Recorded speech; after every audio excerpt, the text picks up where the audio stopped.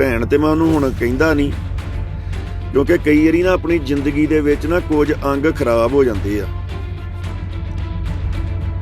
ਸਰੀਰ ਦੇ, ਠੀਕ ਆ ਜੀ। ਤੇ ਉਹ ਜਦੋਂ ਅੰਗ ਖਰਾਬ ਹੋ ਜਾਂਦੇ ਆ ਨਾ ਸਰੀਰ ਦੇ, ਤੇ ਉਹਨਾਂ ਨੂੰ ਸਰੀਰ ਨਾਲੋਂ ਵੱਖ ਕਰਨਾ ਪੈਂਦਾ ਵਾ। ਇਹ ਗਲੇ ਸੜੇ ਅੰਗ ਦਾ ਇਹ ਕਹਿਣਾ ਆ ਕਿ ਇੱਕ ਹੁੰਦਾ ਕੈਂਸਰ ਜਿਹੜਾ ਕਿਸੇ ਬੋਡੀ ਪਾਰਟ ਨੂੰ ਹੋ ਜੇ ਤੇ ਉਹਨੂੰ ਜ਼ਰੂਰ ਕੱਟ ਦਿੱਤਾ ਜਾਂਦਾ ਆ। ਰਾਜਵਿੰਦਰ ਕੌਰ ਤੇਰੇ ਬਲੱਡ ਕੈਂਸਰ ਆ, ਇਹ ਨਹੀਂ ਖਤਮ ਹੋਏਗਾ, ਤੇਰੀ ਜ਼ਿੰਦਗੀ ਲੈ ਕੇ ਤੇਰੀ ਜ਼ਿੰਦਗੀ ਤਬਾਹ ਕਰਕੇ ਖਤਮ ਹੋਏਗਾ।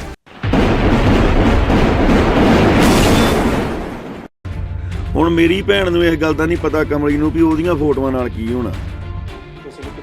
ਬਿਲਕੁਲ ਕਰ ਰਹੀ ਮੈਂ ਇਹਦੀ ਕੁੱਤੇ ਖਾਣੀ, ਔਰ ਹੋ ਸਕਦਾ ਇਹ ਮੇਰੇ ਸਾਹਮਣੇ ਹੁੰਦੇ ਨਾ ਦੋਵੇਂ ਜਾਣੇ ਤੇ ਮੈਨੂੰ ਕਿਸੇ ਦੀ ਹੈਲਪ ਲੈਣ ਦੀ ਲੋੜ ਨਹੀਂ ਸੀ ਹੈਗੀ। ਇਹਨਾਂ ਨੂੰ ਵੱਢ ਕੇ ਨਾ ਇਹਨਾਂ ਦੇ ਛੋਟੇ ਛੋਟੇ ਟੁਕੜੇ ਕਰਕੇ ਤੇ ਕਿਸੇ ਕੂੜੇ ਦੇ ਢੇਰ ਤੇ ਸੁੱਟ ਦੇਣੇ ਚਾਹੀਦੇ ਸੀਗੇ, ਜਿੰਨੀ ਗੰਦਗੀ ਆ ਇਹਨਾਂ ਦੇ ਵਿੱਚ।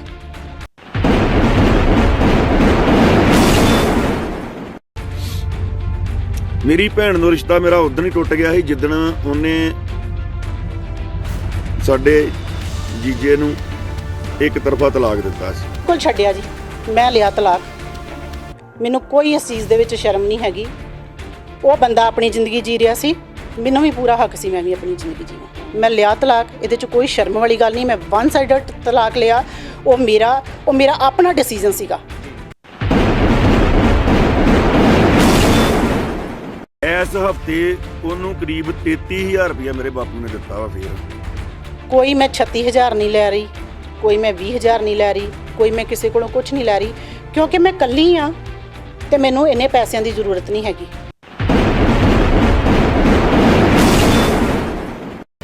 ਉਹਦੇ ਵਿੱਚੋਂ ਇਦਾਂ ਹੋਇਆ, ਉਹਨੇ ਕਿਹਾ ਵੀ ਮੇਰੀ ਜਾਇਦਾਦ ਆ ਮੈਂ ਆਪਣੇ ਮੁੰਡੇ ਨੂੰ ਦੇਣੀ ਆ। ਚਲੋ ਫਿਰ ਵੀ ਮੇਰਾ ਥੋੜਾ ਚਿਰ ਕੇਸ ਚੱਲਿਆ।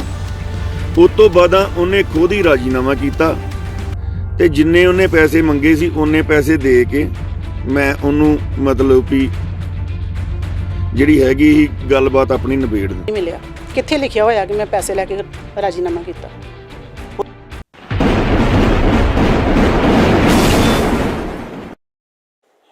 ਦਾ ਟੀਵੀ ਐਨਆਰਆਈ ਦੇਖ ਰਹੇ ਦਰਸ਼ਕਾਂ ਦਾ ਸਵਾਗਤ ਹੈ ਜੀ, ਤੇ ਮੈਂ ਹਾਂ ਰਸ਼ਪਾਲ ਸਿੰਘ। ਜਿਵੇਂ ਨਿਤ ਨਵੇਂ ਖੁਲਾਸਿਆਂ ਦੇ ਨਾਲ ਅਸੀਂ ਹਾਜ਼ਰ ਹੁੰਦੇ ਹਾਂ। ਅੱਜ ਫਿਰ ਇੱਕ ਰਾਜ ਤੋਂ ਪਰਦਾ ਉਠਾਇਆ ਸੀ ਰਾਜਵਿੰਦਰ ਨੇ। ਕਿਹੜਾ ਰਾਜ ਸੀ? ਕਿ ਬਘੇਲ ਸਿੰਘ, ਜਿਨ੍ਹਾਂ ਜੋ ਕਿ USA ਤੋਂ ਨੇ ਔਰ ਅਕਸਰ ਜਿਹੜੇ ਸਮਾਜ ਸੇਵੀ ਨੇ, ਖਾਸ ਕਰਕੇ PP ਗੋਲਡੀ ਔਰ PP ਪੁਨੀਤ ਔਰ ਹੋਰ ਸਮਾਜ ਸੇਵੀਆਂ ਦੇ ਕੋਲੋਂ ਹਿਸਾਬ ਮੰਗਦੇ ਪਏ ਨੇ। ਬੜੇ ਉਹਨਾਂ ਨੇ ਰਾਜ ਵੀ ਖੋਲ੍ਹੇ ਨੇ। ਸੋ ਬਘੇਲ ਸਿੰਘ ਦੇ ਨਾਲ ਪੰਗਾ ਪੈ ਗਿਆ ਸੀ ਪ੍ਰਭਪ੍ਰੀਤ ਸਿੰਘ ਸਿੱਧੂ, ਜੋ ਕਿ ਪੋਲੈਂਡ ਵਾਲੇ ਕਰਕੇ ਖਵਾਉਂਦੇ ਨੇ ਉਹਨਾਂ ਦਾ। ਜਦੋਂ ਉਹਨਾਂ ਦਾ ਆਪਸ ਦੇ ਵਿੱਚ ਪੰਗਾ ਪੈਂਦਾ ਤਾਂ ਉਹਦੇ ਬਾਅਦ ਜਿਹੜੇ ਨੇ ਪ੍ਰਭਪ੍ਰੀਤ ਸਿੰਘ ਸਿੱਧੂ ਜੀ ਉਹ ਪਰਿਵਾਰ ਨੂੰ ਸ਼ਾਮਲ ਕਰਦੇ ਨੇ, ਨਿੱਜੀ ਹਮਲੇ ਹੋ ਜਾਂਦੇ ਨੇ। ਔਰ ਉਹਨਾਂ ਨਿੱਜੀ ਹਮਲਿਆਂ ਤੋਂ ਬਾਅਦ ਸਾਡੇ ਨਾਲ ਬਘੇਲ ਸਿੰਘ ਦੀ ਸਿਸਟਰ ਨੇ ਰਾਜਵਿੰਦਰ ਕੌਰ ਨੇ ਜਦੋਂ ਉਹ ਕੁਝ ਖੁਲਾਸੇ ਕੀਤੇ, ਉਹਨਾਂ ਖੁਲਾਸਿਆਂ ਨੂੰ ਲੈ ਕੇ ਸੱਕ ਪਕਾ ਗਏ ਬਘੇਲ ਸਿੰਘ। ਔਰ ਉਹਨਾਂ ਨੇ ਫਿਰ ਇੱਕ ਵੀਡੀਓ ਜਾਰੀ ਕਰਦੇ ਨੇ। ਉਸ ਵੀਡੀਓ ਦੇ ਵਿੱਚ ਕੁਛ ਐਸੇ ਲਫ਼ਜ਼ ਕਹਿੰਦੇ ਨੇ ਜਿਨ੍ਹਾਂ ਦੇ ਸਫਾਈ ਲੈਣ ਵਾਸਤੇ, ਉਹਨਾਂ ਲਫ਼ਜ਼ਾਂ ਦਾ, ਉਹਨਾਂ ਸਵਾਲਾਂ ਦਾ ਜਵਾਬ ਲੈਣ ਵਾਸਤੇ ਅਸੀਂ ਫਿਰ ਰਾਜਵਿੰਦਰ ਦੇ ਕੋਲ ਪਹੁੰਚੇ ਹਾਂ ਜੀ। ਰਾਜਵਿੰਦਰ ਜੀ, ਸਭ ਤੋਂ ਪਹਿਲਾਂ ਤਾਂ ਬਘੇਲ ਸਿੰਘ ਜੀ ਹੋਣਾ ਨੇ ਬਹੁਤ ਗੰਭੀਰ ਆਰੋਪ ਲਗਾਇਆ ਤੁਹਾਡੇ ਰਿਸ਼ਤੇ 'ਤੇ, ਕਿਉਂਕਿ ਭੈਣ ਭਰਾਵਾਂ ਦਾ ਇੱਕ ਪਵਿੱਤਰ ਰਿਸ਼ਤਾ ਹੁੰਦਾ। ਸੋ ਉਹਨਾਂ ਦਾ ਕਹਿਣਾ ਹੈਗਾ ਕਿ ਅਗਰ ਸਰੀਰ ਦਾ ਕੋਈ ਅੰਗ ਗਲ ਜਾਵੇ, ਖਰਾਬ ਹੋ ਜਾਵੇ, ਅਗਰ ਉਹਨੂੰ ਉਤਾਰ ਕੇ ਨਾ ਸੁੱਟਿਆ ਜਾਵੇ ਤਾਂ ਸਾਰਾ ਸਰੀਰ ਖਰਾਬ ਕਰ ਦੇਗਾ। ਸੋ ਤੁਹਾਨੂੰ ਕਹਿ ਰਹੇ ਨੇ, ਉਹਨਾਂ ਤੋਂ ਭਾਵ ਹੈ ਕਿ ਤੁਸੀਂ ਉਹਨਾਂ ਦਾ ਗਲਿਆ ਸੜਿਆ ਅੰਗ ਸੀ ਉਹਨਾਂ ਸਾਈਡ 'ਤੇ ਕਰ ਦਿੱਤਾ। ਕਿ ਗਲੇ ਸੜੇ ਅੰਗ ਦਾ ਕੀ ਕਹਿਣਾ ਹੈ? ਇਹ ਗਲੇ ਸੜੇ ਅੰਗ ਦਾ ਇਹ ਕਹਿਣਾ ਆ ਕਿ ਇੱਕ ਹੁੰਦਾ ਕੈਂਸਰ ਜਿਹੜਾ ਕਿਸੇ ਬੋਡੀ ਪਾਰਟ ਨੂੰ ਹੋ ਜੇ ਤੇ ਉਹਨੂੰ ਜ਼ਰੂਰ ਕੱਟ ਦਿੱਤਾ ਜਾਂਦਾ ਆ। ਰਾਜਵਿੰਦਰ ਕੌਰ ਤੇਰੇ ਬਲੱਡ ਕੈਂਸਰ ਆ, ਇਹ ਨਹੀਂ ਖਤਮ ਹੋਏਗਾ, ਤੇਰੀ ਜ਼ਿੰਦਗੀ ਲੈ ਕੇ ਤੇਰੀ ਜ਼ਿੰਦਗੀ ਤਬਾਹ ਕਰਕੇ ਖਤਮ ਹੋਏਗਾ। ਜਿਹੜੀਆਂ ਤੂੰ ਕੁੱਤੇ ਖਾਣੀਆਂ ਕੀਤੀਆਂ ਨਾ, ਇੱਕ ਇਹਦੇ ਦੋ ਮਹਿਕਮੇ ਚੱਲਦੇ ਜੀ, ਇੱਕ ਇੰਜਣ ਮਹਿਕਮਾ, ਇੱਕ ਕੁੱਤੇ ਖਾਣੀ ਸਪੈਸ਼ਲਿਸਟ। ਤੁਸੀਂ ਮੈਨੂੰ ਇਹ ਗੱਲ ਦੱਸੋ ਕਿ ਉਹ ਕਿੱਡੀ ਕੁ ਸਰਦਾਰਾਂ ਦੇ ਬੱਚਿਆਂ ਦੀ ਸ਼ਾਨ ਵਾਲੀ ਗੱਲ ਆ ਕਿ ਇਹੋ ਜਿਹੀਆਂ ਇਹਨਾਂ ਨੇ ਮਹਿਕਮੇ ਬਣਾਏ ਆ ਜਿਹਦੇ ਵਿੱਚ ਔਰਤਾਂ ਦੀਆਂ ਫੋਟੋ ਐਡਿਟ ਕੀਤੀਆਂ ਜਾਂਦੀਆਂ, ਉਹਨਾਂ ਦੀਆਂ ਗੰਦੀਆਂ ਮੰਦੀਆਂ ਵੀਡੀਓ ਬਣਾਈਆਂ ਜਾਂਦੀਆਂ, ਬਾਅਦ 'ਚ ਉਹਨਾਂ ਨੂੰ ਅਪਲੋਡ ਕੀਤਾ ਜਾਂਦਾ ਉਹਨਾਂ ਚੀਜ਼ਾਂ ਦੇ ਵਿੱਚ ਜਾ ਕੇ। ਪਰ ਇਹਦੇ ਤੇ ਬਘੇਲ ਸਿੰਘ ਮੁਨਕਰ ਹੋ ਰਿਹਾ। ਉਹ ਕੁਝ ਬੰਦਿਆਂ ਦੇ ਨਾਂ ਲੈ ਰਿਹਾ ਜਿਹੜੇ ਲੋਕ ਇੰਜਣ ਮਹਿਕਮਾ ਚਲਾਉਂਦੇ ਨੇ। ਉਹਦੇ 'ਚ ਕਹਿੰਦਾ ਮੇਰਾ ਕੋਈ ਹੱਥ ਨਹੀਂ ਹੈ। ਉਹ ਸੰਤਾਂ ਦੇ ਪਰਿਵਾਰ ਦੀ ਗੱਲ ਕਰਦਾ, ਜਿਹੜੀ ਵੀਡੀਓ ਐਡਿਟ ਜਾਂ ਫੋਟੋਆਂ ਐਡਿਟ ਕਰਕੇ ਪਾਉਣ ਵਾਲੇ ਲੋਕਾਂ ਦਾ ਜ਼ਿਕਰ ਕਰ ਰਿਹਾ, ਇੱਥੋਂ ਤੱਕ ਕਿ ਉਹ 'ਤੇ ਢੰਡਰੀਆਂ ਵਾਲਿਆਂ ਦਾ ਨਾਂ ਲੈ ਰਿਹਾ, ਨੇਕੀ ਦਾ ਨਾਂ ਲੈ ਰਿਹਾ। ਢੰਡਰੀਆਂ ਵਾਲਿਆਂ ਦਾ ਨਾਂ ਲੈ ਰਿਹਾ, ਨੇਕੀ ਦਾ ਨਾਂ ਲੈ ਰਿਹਾ। ਇਹਨਾਂ ਦੇ ਨਾਲ ਵੀ ਕੋਈ ਇਹਦੀਆਂ ਦੋਸਤੀਆਂ ਨਹੀਂ ਹੈਗੀਆਂ, ਦੁਸ਼ਮਣੀਆਂ ਤੇ ਇਹਦੀਆਂ ਉਹਨਾਂ ਦੇ ਨਾਲ ਵੀ ਹੈਗੀਆਂ ਨੇ। ਉਹਨਾਂ ਤੇ ਜਦੋਂ ਅਟੈਕ ਹੁੰਦੇ ਰਹੇ, ਕੋਈ ਪ੍ਰੋਬਲਮ ਆਉਂਦੀ ਰਹੀ, ਉਦੋਂ ਵੀ ਇਹਦਾ ਨਾਂ ਵੱਜਦਾ ਰਿਹਾ ਵਿੱਚ। ਇਹ ਕਿਸ ਤਰ੍ਹਾਂ ਮੁੱਕਰ ਸਕਦਾ ਕਿ ਉਹ ਇਹਨੂੰ ਬਦਨਾਮ ਕਰਨ ਦੀ ਕੋਸ਼ਿਸ਼ ਕਰ ਰਹੇ ਆ? ਇਹ ਬਦਨਾਮ ਕਰਨ ਦੀ ਕੋਸ਼ਿਸ਼ ਕਰ ਰਿਹਾ। ਰਾਜੀ, ਪਹਿਲਾ ਸਵਾਲ ਉਸ ਨੂੰ ਆਪਾਂ ਕੰਪਲੀਟ ਕਰੀਏ ਕਿ ਬਘੇਲ ਸਿੰਘ ਹੋਣਾ ਦੇ ਪਰਿਵਾਰ ਦੇ ਵਿੱਚ ਇੱਕ ਐਸਾ ਅੰਗ ਸੀ ਜਿਹੜਾ ਗਲ ਸੜ ਗਿਆ ਸੀ। ਕਿਹੜੀ ਬਿਮਾਰੀ ਲੱਗੀ ਸੀ ਇਸ ਅੰਗ ਨੂੰ ਜਿਹਦੇ ਕਰਕੇ ਉਹ ਗਲ ਸੜ ਗਿਆ? ਔਰ ਉਹਨਾਂ ਦਾ ਕਹਿਣਾ ਕਿ ਅਸੀਂ ਅੱਡ ਕਰ ਦਿੱਤਾ, ਯਾਨੀ ਕਿ ਰਾਜਵਿੰਦਰ ਕੌਰ ਨੂੰ ਉਹਨਾਂ ਨੇ ਆਪਣੇ ਪਰਿਵਾਰ 'ਚੋਂ ਅੱਡ ਕਰ ਦਿੱਤਾ। ਕੀ ਕਾਰਨ, ਕਿਉਂ ਕਹਿ ਰਹੇ? ਕਿਉਂਕਿ ਮੈਂ ਕਿਸੇ ਵੀ ਗਲਤ ਚੀਜ਼ ਦੇ ਖਿਲਾਫ ਬਗਾਵਤ ਕਰ ਜਾਂਦੀ ਹਾਂ। ਇਹ ਮੇਰੀ ਨੇਚਰ ਆ, ਇਹ ਮੇਰੇ ਅਸੂਲ ਆ। ਚਾਹੇ ਉੱਥੇ ਮਾਂ ਹੋਵੇ, ਪਿਓ ਹੋਵੇ, ਮੈਨੂੰ ਹਰ ਇੱਕ ਦੇ ਹੱਕ ਵਾਸਤੇ ਲੜਨਾ ਵੀ ਆਉਂਦਾ ਹੈ ਤੇ ਆਪਣੇ ਹੱਕ ਵਾਸਤੇ ਵੀ ਲੜਨਾ ਆਉਂਦਾ ਆ। ਇਹ ਤੇ ਹੈ ਨਹੀਂ। ਇਹਨਾਂ ਨੂੰ ਉਹ ਕੈਂਸਰ ਉਦੋਂ ਨਹੀਂ ਦਿਸਿਆ ਜਦੋਂ 2000 ਸਨ ਦੇ ਵਿੱਚ ਇਹ ਸਿਰ ਪੜਵਾ ਕੇ ਘਰ ਨੂੰ ਆ ਗਿਆ ਸੀ। ਮਾਂ ਕਹਿੰਦੀ ਸੀ ਇਹ ਮਰ ਜੇ, ਪਿਓ ਕਹਿੰਦਾ ਸੀ ਇਹ ਮਰ ਜੇ, ਇਹਦੀ ਜਨਾਨੀ ਕਹਿੰਦੀ ਸੀ ਇਹ ਮਰ ਜੇ। ਰਾਜਵਿੰਦਰ ਕੌਰ ਆਪਣੇ ਛੋਟੇ ਜਿਹੇ ਬੱਚੇ ਨੂੰ ਲੈ ਕੇ ਹਸਪੀਟਲਾਂ ਦੇ ਵਿੱਚ ਇਹਦੇ ਪਿੱਛੇ ਧੱਕੇ ਖਾਂਦੀ ਰਹੀ। ਉਹ ਤੋਂ ਦੂਸਰੀ ਜ਼ਿੰਦਗੀ ਦੇਣ ਵਾਲੀ ਵੀ ਇਹਨੂੰ ਰਾਜਵਿੰਦਰ ਕੌਰ ਹੀ ਸੀ, ਜਿਹੜੀ ਨੂੰ ਅੱਜ ਕੈਂਸਰ ਲੱਗ ਰਹੀ ਆ। ਰਾਜਵਿੰਦਰ ਜੀ, ਭੈਣ ਭਰਾਵਾਂ ਦਾ ਰਿਸ਼ਤਾ ਤਾਂ ਬੜਾ ਪਵਿੱਤਰ ਹੁੰਦਾ। ਭੈਣਾਂ ਆਪਣੇ ਵੀਰ ਤੋਂ ਜਾਨ ਵਾਰਦੀਆਂ ਨੇ, ਵੀਰ ਭੈਣਾਂ ਤੋਂ ਜਾਨ ਵਾਰਦੇ ਨੇ। ਤੁਹਾਡਾ ਰਿਸ਼ਤਾ ਕਿਸ ਤਰ੍ਹਾਂ ਦਾ? ਤੁਸੀਂ ਤੇ ਇੱਕ ਦੂਜੇ ਦੇ ਨਾਲ ਜਾਨੀ ਦੁਸ਼ਮਣ ਬਣ ਗਏ ਹੋ। ਮੇਰੀ ਮੈਰਿਜ ਤੋਂ ਬਾਅਦ ਕੋਈ ਮੇਰਾ ਰਿਸ਼ਤਾ ਇਹਨਾਂ ਦੇ ਨਾਲ ਕੋਈ ਵਧੀਆ ਨਹੀਂ ਰਿਹਾ, ਕਿਉਂਕਿ ਇਹਨਾਂ ਦੀਆਂ ਆਪਣੀਆਂ ਆਦਤਾਂ ਸੀ, ਕੁਛ ਲੜਾਈ ਝਗੜੇ ਇਹ ਵੋ। ਮੈਂ ਉਹਨਾਂ ਚੀਜ਼ਾਂ 'ਚੋਂ ਹਟ ਗਈ ਕਿਉਂਕਿ ਮੇਰੇ ਹਸਬੈਂਡ ਜਿਹੜੇ ਸੀ ਮੈਨੂੰ ਛੱਡ ਕੇ ਜਾ ਚੁੱਕੇ ਸੀਗੇ। ਕਰੀਬ 2.5 ਪੌਣੇ 3 ਸਾਲ ਅਸੀਂ ਇਕੱਠੇ ਰਹੇ। ਮੇਰਾ ਇੱਕ ਵੱਡਾ ਬੇਟਾ ਸੀ ਜਿਹੜਾ ਬਾਈ ਬਰਥ ਬਲਾਈਂਡ ਸੀਗਾ। 2003 ਦੇ ਵਿੱਚ ਉਹਦੀ ਡੈਥ ਹੋ ਗਈ। ਇੱਕ ਬੇਟਾ ਮੇਰਾ ਛੋਟਾ ਸੀਗਾ। ਮੈਂ ਆਪਣੇ ਦੋਨਾਂ ਬੱਚਿਆਂ ਨੂੰ ਸਾਂਭਣ ਦੇ ਵਿੱਚ ਲੱਗੀ ਹੋਈ ਸੀ। ਚਲੋ ਜਿਹੜਾ ਮੇਰਾ ਵੱਡਾ ਬੇਟਾ ਸੀ ਉਹਨੂੰ ਮੈਂ ਜ਼ਿਆਦਾ ਉਹਦੀ ਪਰਵਰਿਸ਼ ਨਹੀਂ ਕੀਤੀ, ਉਹਦੀ ਪਰਵਰਿਸ਼ ਜ਼ਿਆਦਾ ਉਹਦੀ ਦਾਦੀ ਨੇ ਤੇ ਉਹਦੀ ਨਾਨੀ ਨੇ ਕੀਤੀ। ਛੋਟਾ ਬੇਟਾ ਮੇਰੇ ਕੋਲ ਸੀ, ਮੈਂ ਆਪਣੀਆਂ ਜ਼ਿੰਮੇਵਾਰੀਆਂ ਦੇ ਵਿੱਚ ਬਿਜ਼ੀ ਸੀਗੀ। ਮੈਨੂੰ ਤੇ ਇਹਦੇ ਨਾਲ ਕੋਈ ਮਤਲਬ ਹੀ ਨਹੀਂ ਰਿਹਾ ਬਹੁਤਾ। ਜਦੋਂ ਇਹਨੇ 2000 ਸਨ ਦੇ ਵਿੱਚ ਸੱਟ ਲਵਾਈ, ਹਾਂ ਮੈਂ ਵੱਡੀ ਸੀ, ਮੇਰਾ ਫਰਜ਼ ਬਣਦਾ ਸੀ। ਮੇਰੇ ਹਸਬੈਂਡ ਨੇ ਵੀ ਮੈਨੂੰ ਇਹ ਕਿਹਾ ਕਿ ਵੱਡੀਆਂ ਭੈਣਾਂ ਮਾਵਾਂ ਬਰਾਬਰ ਹੀ ਹੁੰਦੀਆਂ ਆ, ਤੈਨੂੰ ਜਿੰਨਾ ਪੈਸਾ ਲੱਗਦਾ ਜੋ ਵੀ ਆ। ਹਾਂ, ਬਾਅਦ ਵਿੱਚ ਮੇਰੇ ਫਾਦਰ ਸਾਹਿਬ ਨੇ ਉਹ ਪੈਸੇ ਮੈਨੂੰ ਵਾਪਸ ਵੀ ਕੀਤੇ ਕਿ ਜੋ ਇਹਦੇ ਇਲਾਜ ਤੇ ਪੈਸਾ ਲੱਗਿਆ ਆ ਉਹ ਤੁਸੀਂ ਰੱਖੋ ਆਪਣਾ। ਪਰ ਉਸ ਟਾਈਮ ਤੇ ਸਾਰੇ ਨੂੰ ਜਵਾਬ ਦੇ ਚੁੱਕੇ ਸੀ। 16 ਟਾਂਕੇ ਦੇ ਸਿਰ ਦੇ ਵਿੱਚ ਲੱਗੇ ਸੀ, ਜਿਹਦੀਆਂ 2 ਮਹੀਨੇ ਤੱਕ ਪੱਟੀਆਂ ਮੈਂ ਖੁਦ ਆਪਣੇ ਹੱਥਾਂ ਦੇ ਨਾਲ ਕਰਦੀ ਰਹੀ। ਇੱਕ ਭਰਾ ਦੀ ਜਾਨ ਬਚਾਉਣ ਵਾਲੀ, ਬਘੇਲ ਸਿੰਘ ਦੀ ਜਾਨ ਬਚਾਉਣ ਵਾਲੀ ਉਹਦੀ ਭੈਣ ਰਾਜਵਿੰਦਰ ਕੌਰ ਅੱਜ ਬਘੇਲ ਸਿੰਘ ਨੂੰ ਸੜਿਆ ਗਲਿਆ ਅੰਗ ਕਿਉਂ ਲੱਗ ਰਹੀ ਹੈ? ਉਹ ਕਿਉਂ ਕਹਿ ਰਿਹਾ ਕਿ ਮੈਂ ਆਪਣਾ ਅੰਗ ਲਾਤਾ, ਨਹੀਂ ਤੇ ਸਾਰਾ ਸਰੀਰ ਖਰਾਬ ਹੋ ਜਾਣਾ? ਕਿਉਂਕਿ ਇਹ ਬੰਦਾ ਵਾਰ-ਵਾਰ ਸਾਨੂੰ ਇਹੀ ਸਟਿਕਸ਼ਨ ਦਿੰਦਾ ਸੀ। ਜਦੋਂ ਕਦੇ ਕਦਾਈ ਫੋਨ ਤੇ ਗੱਲ ਹੁੰਦੀ ਸੀ, ਤੁਹਾਡੀ ਕੋਈ ਪ੍ਰੋਫਾਈਲ ਪਿਕ ਨਹੀਂ ਲੱਗਣੀ ਚਾਹੀਦੀ, ਤੁਹਾਡਾ ਕੋਈ ਕਿਤੇ ਤੁਹਾਡੀ ਫੋਟੋ ਜਿਹੜੀ ਆ ਉਹ ਲੀਕ ਨਹੀਂ ਹੋਣੀ ਚਾਹੀਦੀ। ਉਹਦੇ ਕਾਰਨ ਕੀ ਸੀਗੇ ਉਹ ਤੇ ਇਹੀ ਦੱਸ ਸਕਦਾ ਆ। ਇਹਨੂੰ ਕਿਤੇ ਨਾ ਕਿਤੇ ਡਰ ਸੀ। ਅਗਰ ਮੇਰੀਆਂ ਭੈਣਾਂ ਦੀਆਂ ਫੋਟੋ, ਅਗਰ ਉਹ ਮੈਨੂੰ ਸੜਿਆ ਗਲਿਆ ਅੰਗ ਦੱਸਦਾ ਆ, ਫਿਰ ਉਹਨੂੰ ਇਸ ਗੱਲ ਦੀ ਫਿਕਰ ਕਿਉਂ ਸੀ ਕਿ ਅਗਰ ਮੇਰੀ ਭੈਣ ਦੀ ਫੋਟੋ ਕਿਸੇ ਦੇ ਸਾਹਮਣੇ ਆ ਗਈ ਤੇ ਉਹ ਗਲਤ ਯੂਜ਼ ਕਰ ਸਕਦਾ ਆ। ਕਿਤੇ ਨਾ ਕਿਤੇ ਤੇ ਇੱਕ ਮਾਂ ਦੇ ਕੁੱਖੋਂ ਜਨਮ ਲਿਆ ਆ, ਇੱਕ ਹੀ ਮਾਂ ਦਾ ਖੂਨ ਨਾੜਾਂ 'ਚ ਵਗਦਾ ਆ। ਉਸ ਚੀਜ਼ ਨੂੰ ਅਸੀਂ ਮੁੱਕਰ ਨਹੀਂ ਸਕਦੇ। ਪਰ ਰਾਜਵਿੰਦਰ ਜੀ, ਤੁਸੀਂ ਆਪਣੇ ਪਿਤਾ ਦੇ ਨਾਲ, ਆਪਣੇ ਭਰਾ ਦੇ ਨਾਲ ਕੋਈ ਬਗਾਵਤ ਕੀਤੀ ਸੀ? ਤੁਸੀਂ ਉਹਨਾਂ ਦੇ ਉੱਤੇ ਕੋਈ ਕੇਸ ਕੀਤਾ ਸੀ? ਤੁਸੀਂ ਜ਼ਮੀਨ ਜਾਇਦਾਦ ਦੇ ਲਾਲਚ ਦੇ ਵਿੱਚ ਆਪਣੇ ਪੇਕਿਆਂ ਦੇ ਉੱਪਰ ਯਾਨੀ ਕਿ ਤੁਸੀਂ ਕੋਰਟ ਕੇਸ ਕੀਤਾ ਸੀ? ਬਿਲਕੁਲ ਕੀਤਾ ਸੀ ਜੀ। ਮੇਰਾ ਹੱਕ ਬਣਦਾ ਸੀ, ਧੀਆਂ ਦਾ ਵੀ ਹੱਕ ਹੁੰਦਾ ਆ। ਜਦੋਂ ਇਹਨਾਂ ਨੇ ਮੇਰੇ ਬੇਟੇ ਨੂੰ, ਮੇਰੀ ਭਰਜਾਈ ਨੇ ਇਹ ਗੱਲ ਕਹਿ ਦਿੱਤੀ ਮੇਰੇ ਬੇਟੇ ਨੂੰ ਕਿ ਇਹ ਬੱਚਾ ਇਸ ਘਰ ਦੇ ਵਿੱਚ ਨਹੀਂ ਆਉਣਾ ਚਾਹੀਦਾ, ਤੇ ਮੈਂ ਕੇਸ ਕੀਤਾ ਸੀ। ਕਿਉਂਕਿ ਬੱਚੇ ਇਹੋ ਜਿਹੀ ਚੀਜ਼ ਹੁੰਦੇ ਆ ਕਿ ਜਿਨ੍ਹਾਂ ਵਾਸਤੇ ਮਾਂ ਬੜਾ ਕੁਝ ਕਰ ਜਾਂਦੀ ਹੈ। ਫਿਰ ਇਹ ਰਾਜੀਨਾਮਾ ਪੈਸਿਆਂ ਦੇ ਨਾਲ ਮੁੱਕ ਗਿਆ ਸੀਗਾ? ਪੈਸਾ ਲੈ ਦੇ ਕੇ ਬਘੇਲ ਸਿੰਘ ਕਹਿੰਦਾ ਕਿ ਫਿਰ ਉਹ ਰਾਜੀਨਾਮਾ ਹੁੰਦਾ ਹੈ, ਪਰ ਜਿੰਨੇ ਪੈਸਿਆਂ ਦੀ ਉਹ ਮੰਗ ਰੱਖਦੀ ਅਸੀਂ ਉਹਨੇ ਪੈਸੇ ਉਹਨਾਂ ਨੂੰ ਦੇ ਕੇ ਰਾਜੀਨਾਮਾ ਕਰਦੇ ਹਾਂ। ਕਿਸ ਬਿਲਕੁਲ ਨਹੀਂ। ਜੋ ਮੇਰਾ ਰਾਈਟ ਬਣਦਾ ਸੀ ਮੈਨੂੰ ਨਹੀਂ ਮਿਲਿਆ। ਕਿੱਥੇ ਲਿਖਿਆ ਹੋਇਆ ਕਿ ਮੈਂ ਪੈਸੇ ਲੈ ਕੇ ਰਾਜੀਨਾਮਾ ਕੀਤਾ?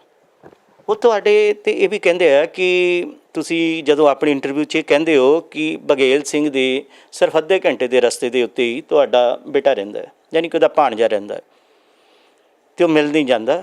ਉਹਦਾ ਕਹਿਣਾ ਹੈ ਕਿ ਇੱਥੋਂ ਤਕਰੀਬਨ 400 ਕਿਲੋਮੀਟਰ ਦੂਰ ਰਹਿੰਦਾ। ਜਾਵੇ ਕਿਹੜੇ ਮੂੰਹ ਦੇ ਨਾਲ, ਉਹ ਕਹਿੰਦਾ ਕਿ ਉੱਥੇ ਜਿਹੜਾ ਮੇਰਾ ਜੀਜਾ ਹੈ ਉਹਨੂੰ ਤੇ ਮੇਰੀ ਭੈਣ ਨੇ ਇੱਕ ਤਰਫਾ ਤਲਾਕ ਲੈ ਕੇ ਛੱਡ ਦਿੱਤਾ ਹੈ, ਤੇ ਮੈਂ ਜਾਵਾਂ ਕਿਹੜੇ ਮੂੰਹ ਦੇ ਨਾਲ, ਉੱਥੇ ਕਿਹੜੇ ਮੂੰਹ ਨਾਲ ਜਾਵਾਂ।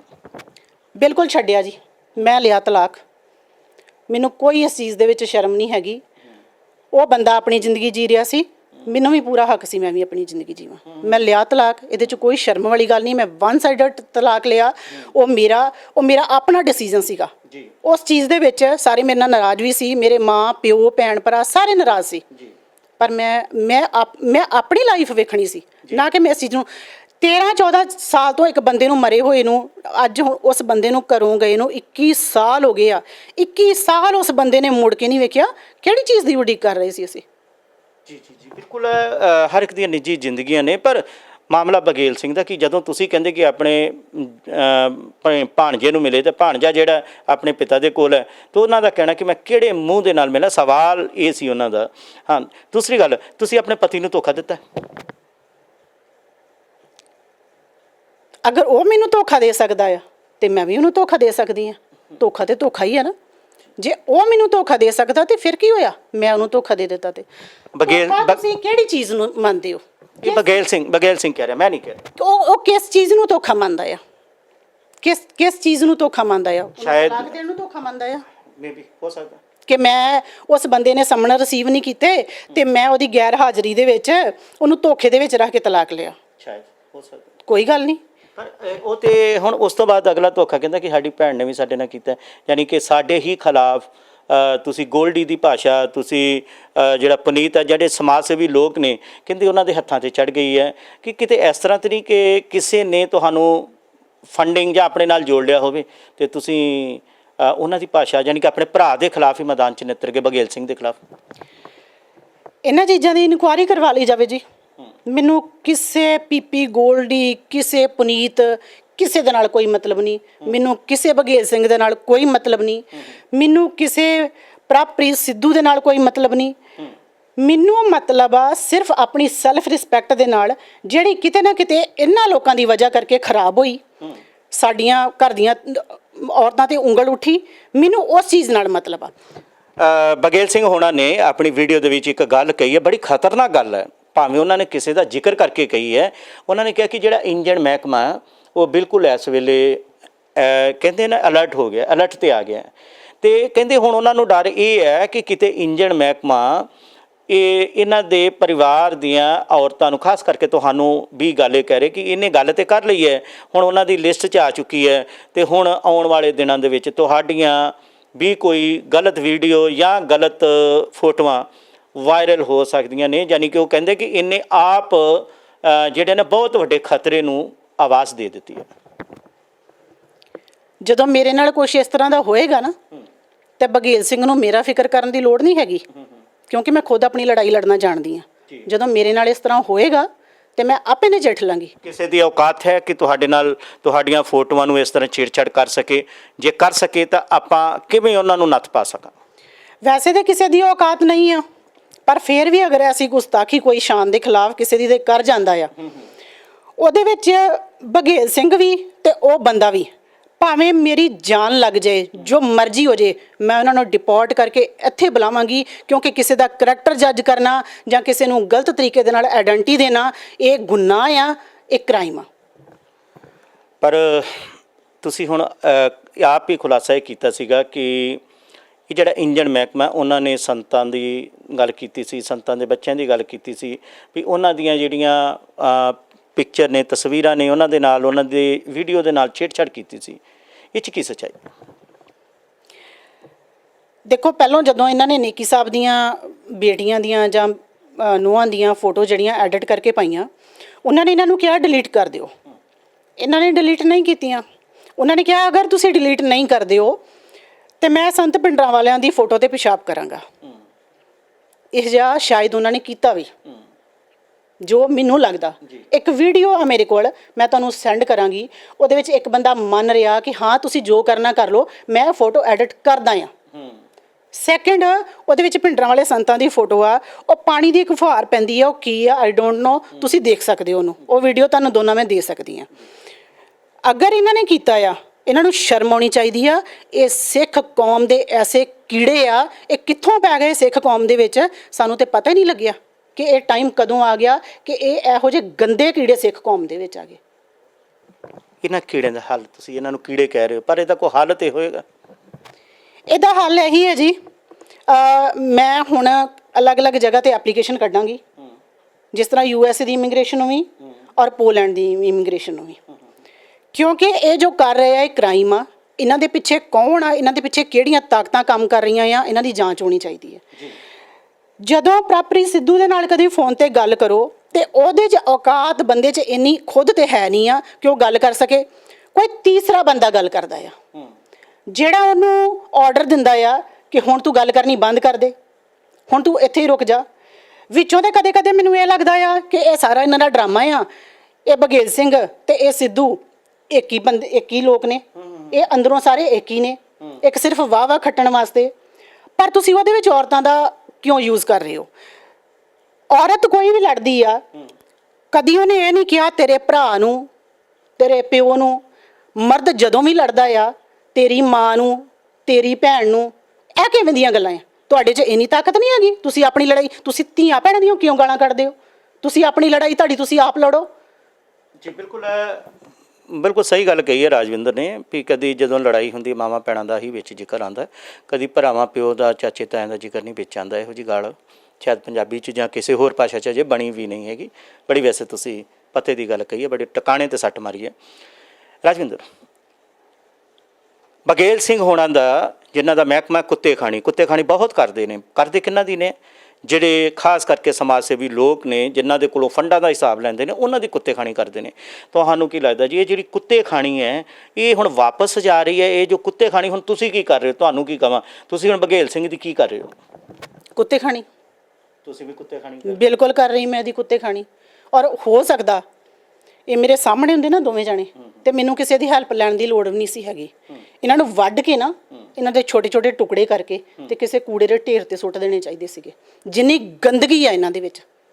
ਉਹ ਕਹਿ ਰਿਹਾ ਕਿ ਉਹਦਾ ਪਰਿਵਾਰ ਉਹਦੇ ਨਾਲ ਖੜਾ ਹੈ, ਉਹਦੀਆਂ ਬੱਚੀਆਂ, ਉਹਦਾ ਬੇਟਾ, ਉਹਦੀ ਘਰ ਦੀ ਕਹਿੰਦੀ ਹੈ ਕਿ ਤੁਹਾਡੇ ਤੇ ਇਹ ਜੋ ਸਾਜ਼ਿਸ਼ ਹੈ ਸਾਨੂੰ ਪਤਾ ਹੈ, ਤੁਸੀਂ ਤਗੜੇ ਹੋਵੋ, ਅਸੀਂ ਤੁਹਾਡੇ ਨਾਲ ਹੈ। ਉਹ ਤੇ ਆਪਣੀ ਵੀਡੀਓ 'ਚ ਇਹ ਕਹਿ ਰਿਹਾ। ਘਰ ਵਾਲੀ ਤੇ ਜੀ ਵੇਖੋ ਬਹੁਤ ਸ਼ਰੀਫ ਔਰਤ ਆ, ਉਹਨੂੰ ਤੇ ਕਿਸੇ ਨੇ ਵਿਚਾਰੀ ਨੂੰ ਕੁਝ ਕਹਿ ਵੀ ਦਿੱਤਾ ਨਾ, ਉਹਨੇ ਬੋਲਣਾ ਹੀ ਨਹੀਂ। ਔਰ ਬੇਟਾ ਥੋੜਾ ਤੇਜ਼ ਆ, ਬੇਟੀ ਇੰਨਾ ਇਨੋਸੈਂਟ ਬੱਚਾ ਆ ਕਿ ਉਹਨੂੰ ਦੁਨੀਆਦਾਰੀ ਦੇ ਨਾਲ ਕੋਈ ਮਤਲਬ ਨਹੀਂ ਹੈ, ਉਹ ਕਿਤਾਬੀ ਕੀੜਾ ਬੱਚਾ ਹੈ। ਸੋ ਜੋ ਮਤਲਬ ਬਘੇਲ ਸਿੰਘ ਦਾਵਾ ਕਰ ਰਿਹਾ ਆਪਣੇ ਪਰਿਵਾਰ ਵਾਲਾ, ਉਹ ਗਲਤ ਆ, ਯਾਨੀ ਕਿ ਉਹਦੀ ਬਿਆਨਬਾਜ਼ੀ। ਮੇਰੇ ਮਦਰ ਜਿਹੜੇ ਆ, ਉਹ ਛੋਟੀ ਜਿਹੀ ਕੋਈ ਗੱਲ ਹੁੰਦੀ ਆ ਨਾ ਬੱਚਿਆਂ ਨੂੰ, ਉਹ ਇੱਕਦਮ ਡਰ ਜਾਂਦੇ ਆ, ਉਹਨਾਂ ਨੂੰ ਇੱਕਦਮ ਉਹ ਡਿਪਰੈਸ਼ਨ ਦੇ ਵਿੱਚ ਚਲੇ ਜਾਂਦੇ ਆ, ਉਹਨਾਂ ਨੂੰ ਫਿਰ ਮੈਡੀਸਨ ਦੇਣੀਆਂ ਪੈਂਦੀਆਂ ਆ। ਫਾਦਰ ਸਾਹਿਬ ਮੇਰੇ ਹਾਰਟ ਪੇਸ਼ੈਂਟ ਆ, ਪਰ ਕਿਤੇ ਨਾ ਕਿਤੇ ਉਹ ਸਾਡੇ ਸਾਰਿਆਂ ਦੀ ਹੌਸਲਾ ਅਫਜ਼ਾਈ ਕਰਦੇ ਆ ਕਿ ਨਹੀਂ ਕੋਈ ਗੱਲ ਨਹੀਂ, ਕੁਛ ਨਹੀਂ ਹੋ ਚੱਲਿਆ। ਰਾਜੀ, ਜੋ ਤੁਹਾਡੇ ਪਿਤਾ ਜੀ ਹੈ, ਕਹਿੰਦੇ ਆ ਬਘੇਲ ਸਿੰਘ ਹੋਣਾ ਦਾ ਕਹਿਣਾ ਕਿ ਤੁਸੀਂ ਆਪਣੇ ਪਿਤਾ ਨੂੰ ਇੱਕ ਜੋਕ ਵਾਂਗੂ ਚੰਬੜ ਗਏ ਹੋ, ਚੂਸਦੇ ਪਏ ਉਹਨਾਂ ਨੂੰ, ਯਾਨੀ ਕਿ ਉਹਨਾਂ ਦੇ ਕੋਲੋਂ ਪੈਸਾ ਬਹੁਤ ਏਠਿਆ ਤੁਸੀਂ। ਹੁਣ ਵੀ ਉਹ ਦਿਨਾਂ ਦੀ ਗੱਲ ਕਰਦੇ ਗਏ, ਕਹਿੰਦੇ 33 ਤੋਂ 36 ਹਜ਼ਾਰ ਦਾ ਸਮਥਿੰਗ ਕੋਈ ਜ਼ਿਕਰ ਕਰਦੇ ਨੇ ਕਿ ਹਰ ਮਹੀਨੇ ਤੁਹਾਨੂੰ ਆ ਰਿਹਾ ਹੈ, ਔਰ ਉਹਨਾਂ ਦੀ ਪੈਨਸ਼ਨ ਦਾ ਜ਼ਿਕਰ ਕਰਦੇ ਨੇ ਕਿ ਇੰਨੀ ਪੈਨਸ਼ਨ ਹੈ, ਇੰਨੀ ਜ਼ਮੀਨ ਜਾਇਦਾਦ ਹੈ ਕਿ ਉਹਨਾਂ ਨੂੰ ਪਰਵਾਹ ਕੋਈ ਨਹੀਂ।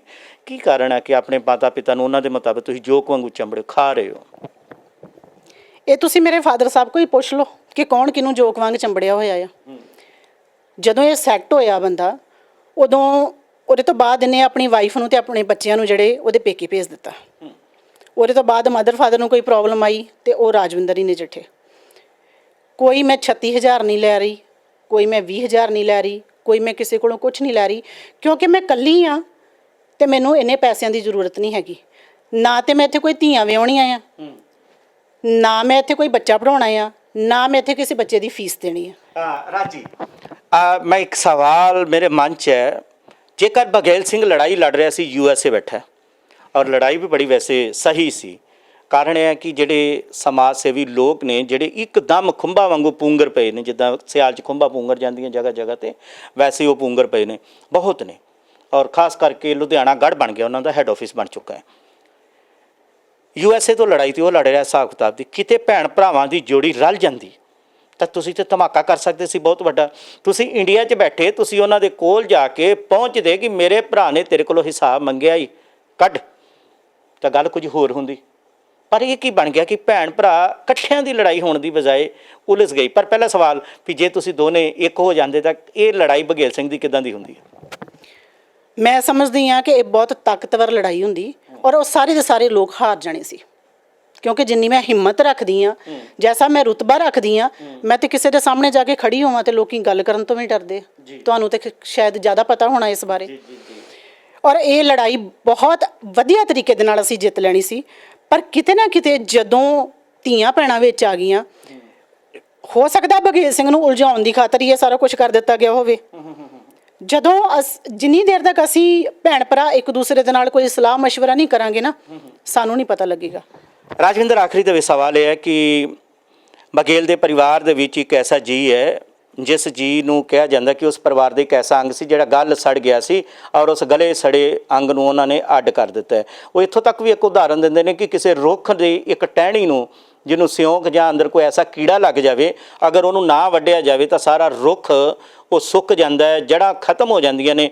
ਉਹਨਾਂ ਦਾ ਇਹ ਵੀ ਕਹਿਣਾ ਸੀ। ਇਸੇ ਰਾਜਵਿੰਦਰ ਜੋ ਸਾਹਮਣੇ ਬੈਠੀ, ਇਹਨੂੰ ਲੈ ਕੇ ਇਹਦੇ 'ਤੇ ਉਦਾਹਰਨ ਉਹ ਦੇ ਰਹੇ ਸੀਗੇ। ਰਾਜਵਿੰਦਰ, ਹੁਣ ਜਿਹੜਾ ਅੱਡ ਹੋਇਆ ਅੰਗ ਹੈ, ਗਲਿਆ ਸੜਿਆ ਅੰਗ ਹੈ, ਇਹ ਆਪਣੇ ਆਪ ਨੂੰ ਕਿਸ ਲੈਵਲ 'ਤੇ ਮੰਨਦਾ, ਯਾਨੀ ਕਿ ਆਪਣੇ ਆਪ ਨੂੰ ਤੰਦਰੁਸਤ ਮੰਨਦਾ, ਜਾਂ ਗਲੇ ਸੜੇ ਹੋਣ ਦਾ ਜੋ ਦਾਅਵਾ ਕਰ ਰਿਹਾ ਉਹਨੂੰ ਕੀ ਕਹਿੰਦੇ ਹੋ ਤੁਸੀਂ? ਇਹ ਅੰਗ ਜੀ ਬਿਲਕੁਲ ਆਪਣੇ ਆਪ ਨੂੰ ਤੰਦਰੁਸਤ ਮੰਨਦਾ, ਕਿਉਂਕਿ ਟੁੱਟਿਆ ਹੋਇਆ ਘਰ ਫਿਰ ਤੋਂ ਇਸ ਅੰਗ ਨੇ ਜੋੜਿਆ ਜੀ। ਨੌ ਸੱਸ ਇੱਕ ਦੂਸਰੇ ਤੋਂ ਦੂਰ ਹੋ ਗਈਆਂ ਸੀ, ਬੱਚੇ ਦਾਦੇ ਦਾਦੀ ਤੋਂ ਦੂਰ ਹੋ ਗਏ ਸੀ। ਇਸੇ ਹੀ ਅੰਗ ਨੇ ਦੁਬਾਰਾ ਸਲਾਹ ਮਸ਼ਵਰੇ ਕਰਵਾ ਕੇ ਤੇ ਉਹਨਾਂ ਦੀ ਸੁਲ੍ਹਾ ਕਰਾਈ।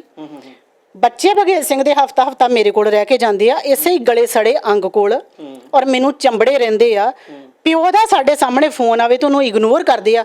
ਭੂਈ ਮੈਂ ਨਹੀਂ ਗੱਲ ਕਰਨੀ, ਮੰਮੀ ਗੱਲ ਕਰਨਗੇ। ਪਰ ਹੁਣ ਆਉਣ ਵਾਲੇ ਸਮੇਂ 'ਚ ਵੈਸੇ ਕਦੀ ਇੱਦਾਂ ਹੋਇਆ ਨਹੀਂ ਅਜੇ ਤੱਕ ਦਾ ਜੋ ਮੈਡੀਕਲ ਇਤਿਹਾਸ ਹੈ, ਜਾਂ ਅਸੀਂ ਹੋਰ ਵੀ ਦੇਖੀਏ ਕਿ ਕਦੀ ਗਲੇ ਸੜੇ ਅੰਗ ਨੂੰ ਦੁਬਾਰਾ ਸਰੀਰ ਨਾਲ ਜੋੜਿਆ ਗਿਆ ਹੋਵੇ ਤੇ ਉਹ ਚੱਲ ਪਿਆ ਹੋਵੇ, ਹੋਇਆ ਤੇ ਨਹੀਂ। ਪਰ ਕੀ ਰਾਜਵਿੰਦਰ ਜਿਹੜਾ ਪਰਿਵਾਰ ਦਾ ਅੰਗ ਨਾਲੋਂ ਵਿਛੜਿਆ, ਜੇ ਉਹ ਕਹਿ ਰਿਹਾ, ਬਘੇਲ ਸਿੰਘ ਕਹਿ ਰਿਹਾ, ਜੇ ਕਹਿੰਦੇ ਕਿ ਵਿਛੜਿਆ, ਕੀ ਰਾਜਵਿੰਦਰ ਬਘੇਲ ਸਿੰਘ ਦੇ ਨਾਲ ਚੱਲੇਗੀ, ਜੁੜੇਗੀ? ਅਗਰ ਉਹ ਮੇਰੇ ਕੋਲੋਂ ਸੌਰੀ ਫੀਲ ਕਰੇਗਾ ਤਾਂ। ਇੱਕ ਟਾਈਮ ਸੀ ਜਦੋਂ ਇਹਦਾ ਇਹ ਕਹਿਣਾ ਹੁੰਦਾ ਸੀ ਕਿ ਤੁਸੀਂ ਮੈਨੂੰ ਧੁੱਪੇ ਖੜੇ ਕਰੋਗੇ ਤੇ ਮੈਂ ਨਹੀਂ ਪੁੱਛਾਂਗਾ ਕਿਉਂ ਕੀਤਾ, ਛਾਵੇਂ ਖੜੇ ਕਰੋਗੇ ਤੇ ਮੈਂ ਨਹੀਂ ਪੁੱਛਾਂਗਾ ਕਿਉਂ ਕੀਤਾ। ਅੱਜ ਗਲਿਆ ਸੜਿਆ ਅੰਗ ਜਿਹੜਾ ਨਾ, ਅਗਰ ਉਸ ਗਲੇ ਸੜੇ ਅੰਗ ਕੋਲੋਂ ਮਾਫੀ ਮੰਗੇਗਾ, ਸੌਰੀ ਫੀਲ ਕਰੇਗਾ ਕਿ ਜੋ ਇਹਦੀਆਂ ਗਲਤੀਆਂ ਦੀ ਸਜ਼ਾ ਇਹਦੀਆਂ ਭੈਣਾਂ ਨੂੰ ਜਾਂ ਇਹਦੀ ਜਨਾਨੀ ਨੂੰ ਜਾਂ ਇਹਦੀ ਬੱਚੀ ਨੂੰ ਗਲਤ ਗੱਲਾਂ ਸੁਣ ਕੇ ਭੁਗਤਣੀ ਪਈ, ਜਾਂ ਇਹਨੇ ਜੋ ਆਸ-ਪਾਸ ਦੀਆਂ ਔਰਤਾਂ ਦੇ ਨਾਲ, ਕੋਈ ਕਿਸੇ ਦੀਆਂ ਔਰਤਾਂ ਵੀ ਹੋਣ, ਗਲਤ ਕੀਤਾ, ਉਹਨਾਂ ਸਾਰੀਆਂ ਚੀਜ਼ਾਂ ਦੀ ਲਿਖਤੀ ਦੇ ਵਿੱਚ ਮਾਫੀ ਮੰਗੇ, ਮੈਂ ਤਾਂ ਜ਼ਰੂਰ ਚੱਲਾਂਗੀ ਇਹਦੇ ਨਾਲ। ਆਖਰੀ ਸਵਾਲ ਤੁਹਾਡੇ ਕੋਲੋਂ ਰਾਜਵਿੰਦਰ ਜੀ, ਹੁਣੇ ਤੁਸੀਂ ਕੁਝ ਦੇਰ ਪਹਿਲਾਂ ਉਹਦੇ ਟੋਟੇ ਕਰਨ ਨੂੰ ਤਿਆਰ ਸੀ, ਟੋਟੇ ਕਰਕੇ ਕੂੜੇ 'ਚ ਸੁੱਟਣ ਨੂੰ ਤਿਆਰ ਸੀ ਬਘੇਲ ਸਿੰਘ ਦੇ, ਕਿ ਮੈਂ ਉਹਦੇ ਟੋਟੇ ਕਰਾਂਗੀ, ਟੋਟੇ ਕਰਕੇ ਤੇ ਕੂੜੇ 'ਚ ਸੁੱਟ ਦਾਂਗੀ। ਤਾਂ ਬਘੇਲ ਸਿੰਘ ਦੇ ਵਿੱਚ ਐਸੀ ਕਿਹੜਾ ਕਾਰਨ ਹੈ? ਕੋਈ ਤੇ ਕਾਰਨ ਐਸਾ ਹੋਏਗਾ। ਤੁਸੀਂ ਇਹੀ ਚਾਹੁੰਦੇ ਕਿ ਤੁਸੀਂ ਹੁਣ ਦਰਸ਼ਕਾਂ ਨੂੰ ਅੱਜ ਜੇ ਬੋਲੇ ਹੋ ਤਾਂ ਖੁੱਲ੍ਹ ਕੇ ਦੱਸ ਦਿਓ, ਆਖਿਰ ਤੁਹਾਨੂੰ ਗਲਿਆ ਸੜਿਆ ਆਪਣੇ ਸਰੀਰ ਦਾ ਅੰਗ, ਪਰਿਵਾਰ ਦਾ ਅੰਗ ਕਿਉਂ ਮੰਨਦਾ? ਕਿਉਂ ਤੁਹਾਡੇ ਤੇ ਏਡਾ ਵੱਡਾ ਉਹਨੇ ਸੰਵੇਦਨਸ਼ੀਲ ਇਲਜ਼ਾਮ ਲਗਾਇਆ, ਬਹੁਤ ਸੰਗੀਨ ਇਲਜ਼ਾਮ ਲਗਾ ਕੇ ਤੁਹਾਨੂੰ ਆਪਣੇ ਪਰਿਵਾਰ ਦਾ ਸਭ ਤੋਂ ਘਟੀਆ ਕਿਰਦਾਰ ਸਾਬਤ ਕਰਨ ਦੀ ਕੋਸ਼ਿਸ਼ ਕੀਤੀ? ਕਿਉਂ? ਔਰ ਉਹਦਾ ਹੱਲ ਕੀ, ਯਾਨੀ ਕਿ ਉਹਦੇ ਮਨ 'ਚ ਕੀ ਹੈ, ਕਿਉਂ ਹੋਇਆ?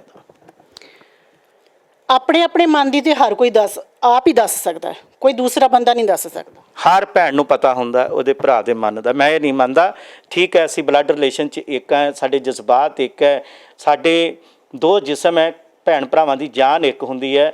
ਇਹ ਤੁਸੀਂ ਕਹਿ ਰਹੇ ਹੋ, ਬੇਸ਼ੱਕ ਅੱਜ ਤੁਸੀਂ ਉਤਲੇ ਮਨੋ ਜੋ ਮਰਜ਼ੀ ਕਹੀ ਜਾਓ, ਪਰ ਮੈਂ ਤੁਹਾਨੂੰ ਇੰਨੀ ਗਾਰੰਟੀ ਦਿੰਦਾ ਕਿ ਜਦੋਂ ਵੀ ਕੋਈ ਗੱਲ ਬਣੇਗੀ ਬਘੇਲ ਸਿੰਘ ਤੇ ਇਹਨਾਂ ਅੱਖਾਂ 'ਚ ਹੰਝੂ ਸਭ ਤੋਂ ਪਹਿਲਾਂ ਆਉਣਗੇ, ਮੈਨੂੰ ਇਹ ਵੀ ਪਤਾ ਹੈ। ਹੋ ਵੀ ਸਕਦਾ ਹੈ, ਕਿਉਂਕਿ ਮੈਂ ਬੱਚਿਆਂ ਵਾਂਗ, ਆਪਣੇ ਪੁੱਤਰਾਂ ਵਾਂਗ ਉਹਨੂੰ ਉਹਦੀ ਸੇਵਾ ਕੀਤੀ ਹੈ। ਬਟ ਜਿਹੜੀਆਂ ਗੰਦੀਆਂ ਹਰਕਤਾਂ ਤੇ ਉਤਰ ਆਇਆ, ਜਿੱਥੋਂ ਤੱਕ ਮੈਨੂੰ ਸ਼ੱਕ ਪੈਂਦਾ ਕਿ ਇਹ ਸਿੱਧੂ ਜਿਹੜਾ ਉਹ ਵੀ ਬਘੇਲ ਸਿੰਘ ਦੀ ਕਹਿਣ ਤੇ ਹੀ ਸਾਰਾ ਕੁਝ ਕਰ ਰਿਹਾ, ਪਰ ਇਹ ਆਪਣੀ ਫੈਮਿਲੀ ਨੂੰ ਕਿਉਂ ਬਦਨਾਮ ਕਰਾ ਰਿਹਾ ਇਹ ਦੱਸੇ। ਇਹ ਗਲਿਆ ਸੜਿਆ ਅੰਗ ਜਿਹੜਾ ਆ, ਉਹ ਉਹਦੇ ਕੋਲੋਂ ਇਹ ਪੁੱਛਦਾ ਆ ਕਿ ਮਾਂ ਪਿਓ ਨੂੰ ਤੇ ਤੁਸੀਂ ਪੁੱਛਦੇ ਨਹੀਂ ਹੋ, ਮਾਂ ਪਿਓ ਦੇ ਦਵਾ ਦਾਰੂ ਕਿੱਦਾਂ ਵਿਚਾਰੇ ਲੋਕਾਂ ਦੇ ਤਰਲੇ ਲੈ ਕੇ ਕਦੀ ਕਿਸੇ ਨੂੰ ਨਾਲ ਲੈ ਕੇ ਕਦੀ ਕਿਸੇ ਨੂੰ ਨਾਲ ਲੈ ਕੇ ਜਾਂਦੇ ਆ। ਪਹਿਲਾਂ ਉਹਨਾਂ ਦੀ ਕੇਅਰ ਕਰੋ। ਭੈਣਾਂ ਨੂੰ ਵੈਸੇ ਬਘੇਲ ਸਿੰਘ ਨੇ ਕਿੰਨੀ ਕੁ ਵਾਰੀ ਪਿਆਰ ਕੀਤਾ, ਕੈਸਾ ਸਨਮਾਨ ਦਿੱਤਾ, ਕਿੰਨਾ ਕੁ ਖਰਚਾ ਪਾਣੀ ਦਿੰਦਾ ਰਿਹਾ ਭੈਣਾਂ ਆਪਣੀਆਂ? ਬਿਲਕੁਲ ਨਹੀਂ ਜੀ, ਲੈਂਦਾ ਜ਼ਰੂਰ ਹੋਏਗਾ, ਭੈਣਾਂ ਕੋਲੋਂ ਲੈਂਦਾ ਜ਼ਰੂਰ ਹੋਏਗਾ, ਦਿੱਤਾ ਨਹੀਂ ਕਦੇ ਕੁਛ। ਪਰ ਉਹ ਤਾਂ ਐਡਾ ਵੱਡਾ ਦਾਨੀ ਹੈ, ਇੰਨੇ ਲੋਕਾਂ ਨੂੰ ਦਾਨ ਦੇ ਰਿਹਾ ਕਿ ਇਹ ਕਿੱਦਾਂ ਮੰਨੀਏ ਕਿ ਭੈਣਾਂ ਨੂੰ ਕਦੀ ਕੁਛ ਨਹੀਂ ਦਿੱਤਾ। ਜੇ ਉਹ ਐਡਾ ਵੱਡਾ ਦਾਨੀ ਆ ਤੇ ਪੂਰਾ ਲਾਕਡਾਊਨ ਲੰਘ ਗਿਆ, ਸਾਨੂੰ ਪੁੱਛਦਾ ਤੇ ਸਹੀ ਕਿ ਤੁਹਾਡੇ ਕੰਮ ਬੰਦ ਹੋ ਗਏ ਹੋਣਗੇ। ਉਹ ਛੋਟੀ ਜਾ ਕੇ ਉਹਨੂੰ ਮਜਬੂਰੀ ਵਸ਼ ਉੱਥੇ ਅੰਮ੍ਰਿਤਸਰ ਰਹਿਣਾ ਪਿਆ, ਤੁਹਾਡੇ ਕੰਮ ਬੰਦ ਹੋ ਗਏ ਹੋਣਗੇ, ਤੁਹਾਡਾ ਕਿਸ ਤਰ੍ਹਾਂ ਚੱਲ ਰਿਹਾ। ਉਹਨੇ ਤੇ ਇੱਕ ਵਾਰ ਵੀ ਨਹੀਂ ਪੁੱਛਿਆ ਕਦੇ। ਕਦੋਂ ਤੋਂ ਨਹੀਂ ਪੁੱਛਿਆ? ਹੁਣ 2-4 ਮਹੀਨਿਆਂ ਤੋਂ ਨਹੀਂ ਪੁੱਛਿਆ ਕਿ ਜਾਂ ਜੋ ਬਚਪਨ ਤੋਂ ਜਵਾਨ ਹੋਇਆ ਕਮਾਉਣ ਲੱਗਾ ਉਦੋਂ ਤੋਂ ਗੱਲ ਕਰ ਰਹੇ ਆਪਾਂ? ਨਹੀਂ, ਪਹਿਲਾਂ ਜਦੋਂ ਮੇਰੇ ਵੱਡੇ ਬੇਟੇ ਦੀ ਪ੍ਰੋਬਲਮ ਆਈ, ਮੈਂ ਇਹ ਨਹੀਂ ਕਵਾਂਗੀ, ਜੋ ਚੀਜ਼ ਸੱਚ ਆ ਉਹ ਸੱਚ ਬੋਲਾਂਗੀ।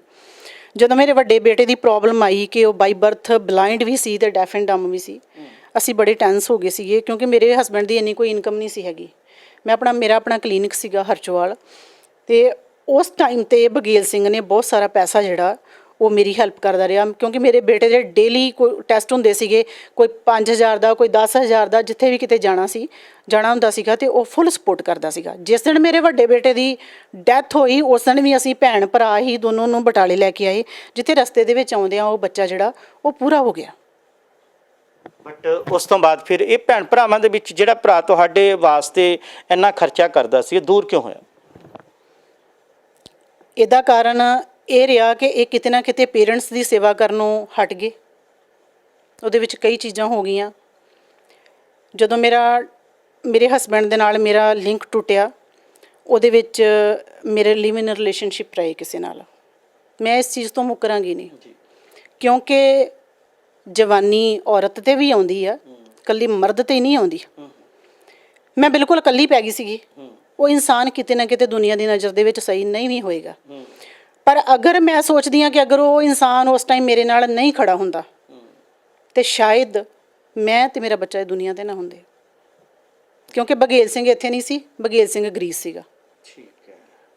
ਸੋ ਦੂਰੀਆਂ ਬਗੇਲ ਸਿੰਘ ਦੇ ਨਾਲ ਵਧੀਆਂ ਜਦੋਂ, ਮਤਲਬ ਕਦੋਂ ਉਹਨੂੰ ਮਹਿਸੂਸ ਹੋਇਆ ਕਿ ਤੁਸੀਂ ਗਲੇ ਸੜੇ ਅੰਗ ਅੱਡ ਕਰ ਦਈਏ ਤੁਹਾਨੂੰ? ਮੈਂ ਲਾਸਟ ਗਲੇ ਸੜੇ ਅੰਗ ਦਾ ਨੂੰ ਕਦੋਂ ਫੀਲ ਹੋਇਆ ਵੀ ਹੁਣ ਤੁਸੀਂ ਗਲ ਸੜ ਗਏ ਹੋ, ਇਹ ਪਰਿਵਾਰ ਦੇ ਵਾਸਤੇ ਤੁਸੀਂ ਕਿਸੇ ਕੰਮ ਦੇ ਨਹੀਂ ਹੈਗੇ, ਨਿਕੰਮੇ ਹੋ, ਪਰਿਵਾਰ ਦੇ ਖਿਲਾਫ ਤੁਸੀਂ ਬਗਾਵਤ ਕਰਦੇ ਪਏ ਹੋ ਤੇ ਹੁਣ ਤੁਹਾਡਾ ਅੱਡ ਹੋ ਜਾਣਾ, ਵੱਖ ਹੋ ਜਾਣਾ, ਪਰਿਵਾਰ ਤੋਂ ਦੂਰ ਹੋ ਜਾਣਾ ਜ਼ਰੂਰੀ ਹੈ?